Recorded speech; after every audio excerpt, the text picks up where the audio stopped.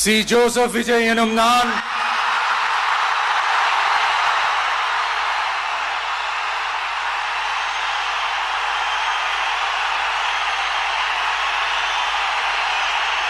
சட்டப்படி அமைக்கப்பெற்ற இந்திய அரசியல் அமைப்பின்பால் உண்மையான நம்பிக்கையும் மாறா பற்றும் கொண்டிருப்பேன் என்றும் இந்திய நாட்டின் ஒப்பில்லாத முழு முதல் ஆட்சியையும் ஒருமையையும் நிலை நிறுத்துவேன் என்றும் தமிழ்நாட்டு அரசின் முதலமைச்சராக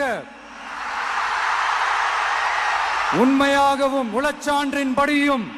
என் கடமைகளை நிறைவேற்றுவேன் என்றும் அரசியல் அமைப்பிற்கும் சட்டத்திற்கும் இணங்க அச்சமும் ஒருதலை சார்பும் இன்றி